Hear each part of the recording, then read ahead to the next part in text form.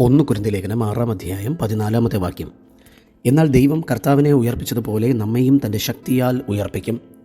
1 കൊരിന്ത്യർ 6-14 നമ്മുടെ ശരീരത്തിൻ്റെ ഭാവി പ്രത്യാശയെക്കുറിച്ച് എഴുതിയിരിക്കുന്ന വചനമാണ്. മരണാനന്തര ജീവിതത്തെയും പുനരുത്ഥാനത്തെയും കുറിച്ചുള്ള വ്യക്തമായ പ്രവചനങ്ങൾ പഴയ നിയമത്തിലുമുണ്ട്.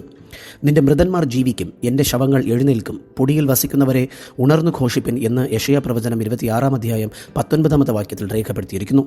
നിലത്തെ പൊടിയിൽ നിദ്ര കൊള്ളുന്നവരിൽ പലർ ഉണരും, ചിലർ നിത്യജീവനും ചിലർ നിന്ദയ്ക്കും നിത്യലജ്ജയ്ക്കും എന്നും വരും എന്ന് ദാനിയേൽ പ്രവചനം 12 രേഖപ്പെടുത്തിയിരിക്കുന്നു.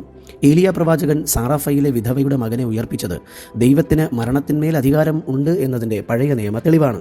യേശു തൻ്റെ പുനരുത്ഥാനത്തെയും വിശ്വസിക്കുന്നവരുടെ പുനരുത്ഥാനത്തെയും കുറിച്ച് ആധികാരികമായി പഠിപ്പിച്ചിരുന്നു. യോഹന്നാൻ സുവിശേഷം 11-25 ഞാൻ തന്നെ പുനരുത്ഥാനവും ജീവനുമാകുന്നു, എന്നിൽ വിശ്വസിക്കുന്നവൻ മരിച്ചാലും ജീവിക്കും എന്ന് യേശു പറയുകയുണ്ടായി. യോഹന്നാൻ സുവിശേഷം 6-40 പുത്രനെ നോക്കി അവനിൽ വിശ്വസിക്കുന്ന ഏവനും നിത്യജീവൻ ഉണ്ടാകണം എന്നതാകുന്നു എൻ്റെ പിതാവിൻ്റെ ഇഷ്ടം, ഞാൻ അവനെ ഒടുക്കത്തെ നാളിൽ ഉയർപ്പിക്കും എന്ന് കാണുന്നു. വിശുദ്ധ പൗലോസ് ഈ വചനം പരിശുദ്ധാത്മാവിനാൽ ഇവിടെ എഴുതുവാൻ കാരണം എന്താണ്? കൊരിന്ത്യർക്കിടയിൽ ശരീരം നശിച്ചു പോകുന്ന ഒന്നാണെന്നും അതിനാൽ ശരീരം കൊണ്ട് എന്ത് പാപവും ചെയ്യാം എന്നുള്ള തെറ്റായ ചിന്താഗതി ഉണ്ടായിരുന്നു. ശരീരം വെറുതെ മണ്ണടിഞ്ഞു പോകാനുള്ളതല്ല എന്ന് കാണിക്കാൻ അദ്ദേഹം ഈ വചനം ഇവിടെ എഴുതി. കർത്താവിനെ ഉയർപ്പിച്ച അതേ ശക്തി നമ്മുടെ ശരീരത്തെയും ഉയർപ്പിക്കും. അതുകൊണ്ട് നിത്യതയോളം നിലനിൽക്കാൻ പോകുന്ന ഈ ശരീരത്തെ പാപത്തിന് വിട്ടുകൊടുക്കരുത് എന്ന് വിശുദ്ധ പൗലോസ് ഓർപ്പിക്കുന്നു. ഈ വചനത്തിൽ നിന്നും നാം മനസ്സിലാക്കേണ്ട സത്യങ്ങൾ അഥവാ പ്രായോഗിക കർത്തവ്യങ്ങൾ എന്തൊക്കെയാണ്? 1. നമ്മുടെ ശരീരം ദൈവത്തിൻ്റെ ശക്തി വെളിപ്പെടാനുള്ള ഇടമാണ്. പുനരുത്ഥാന പ്രത്യാശയുള്ളവർ ശരീരത്തെ വിശുദ്ധിയോടെ കാത്തു സൂക്ഷിക്കണം.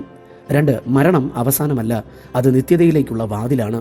ക്രിസ്തുവിനെ ഉയർപ്പിച്ച ദൈവം നമ്മയെയും കൈവിടില്ല എന്ന ഉറപ്പിൽ ജീവിക്കുക. 3.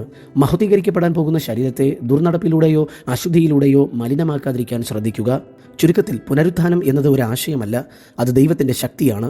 ഉയർത്തെഴുന്നേൽക്കാൻ പോകുന്ന ശരീരത്തെ ഇന്ന് കർത്താവിനായി സമർപ്പിക്കുക. ഇന്ന് ഈ വചനത്താൽ ദൈവം നമ്മെ ഏവരെയും സമൃദ്ധമായി അനുഗ്രഹിക്കുമാറാകട്ടെ. ആമേൻ.